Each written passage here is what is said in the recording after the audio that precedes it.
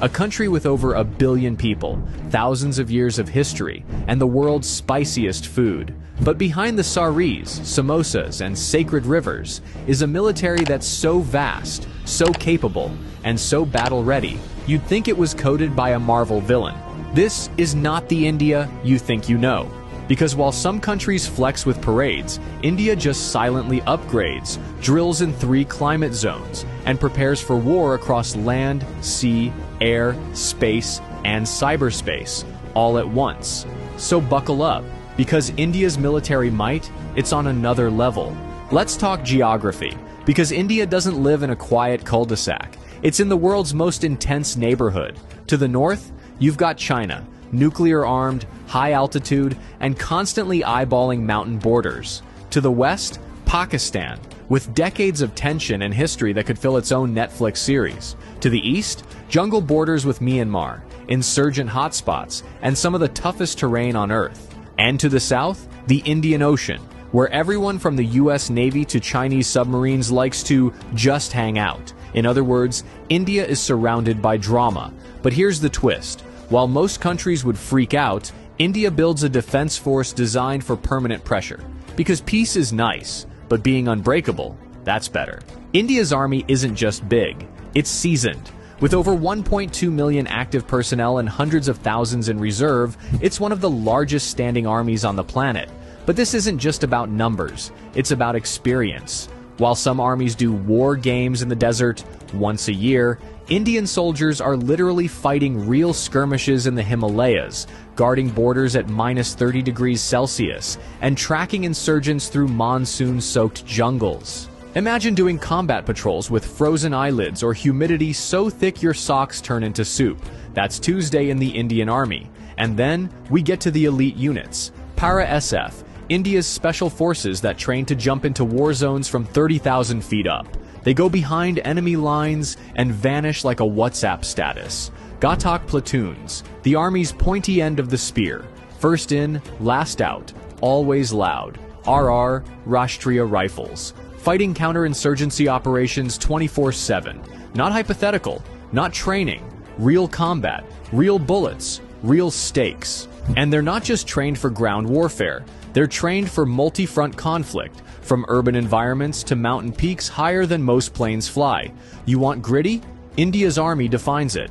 Now let's talk sky supremacy. The Indian Air Force, or IAF, doesn't mess around. With over 1,500 aircraft, it's one of the biggest and most versatile air forces in the world. And it flies everything. You've got Sukhoi Su-30 MK-IS, multi-role monsters that dogfight like fighter jets and strike like bombers.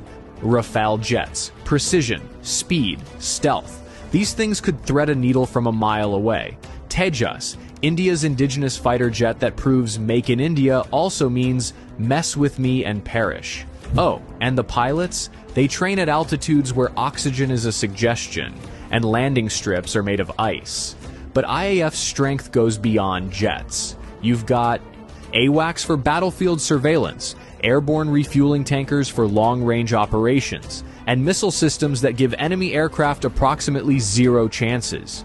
In a real conflict, India could deploy squadrons to multiple theaters, rain down firepower from 3 directions, and still have jets in reserve.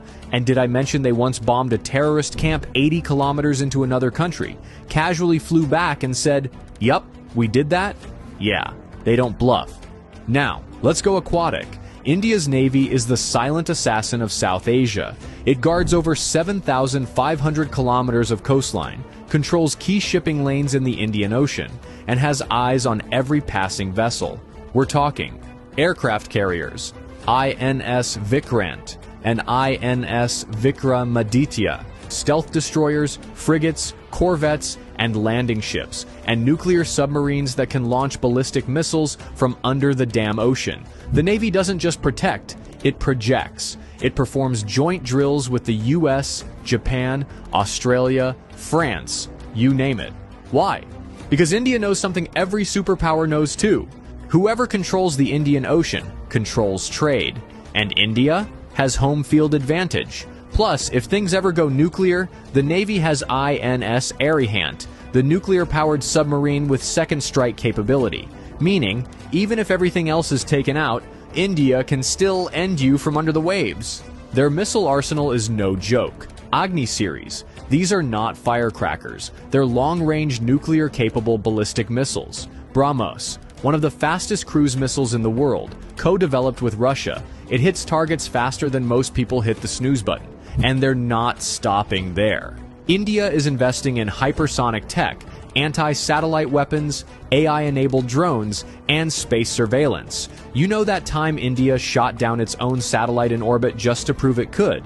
Yeah, that was the military equivalent of flexing in zero gravity. And while other nations are figuring out drone warfare, India is already using domestically built UAVs for surveillance, target acquisition, and strike operations. This isn't just defense, it's domination through innovation. Not all wars are fought with bullets. The country knows the next major war could start with a keyboard, not a gun. So the country is building one of the most formidable cyber defense and cyber offense teams on the planet. They've got CERT-IN, India's Cyber Emergency Response Team; RAW, the shadowy foreign intelligence agency that makes MI6 look like the Scooby-Doo gang; NTRO, the tech spy wing that focuses on signals intelligence, satellite interception, and cyber espionage. From protecting infrastructure to disrupting terror networks, India's digital warriors are already fighting tomorrow's wars. Today. Here's the final boss level.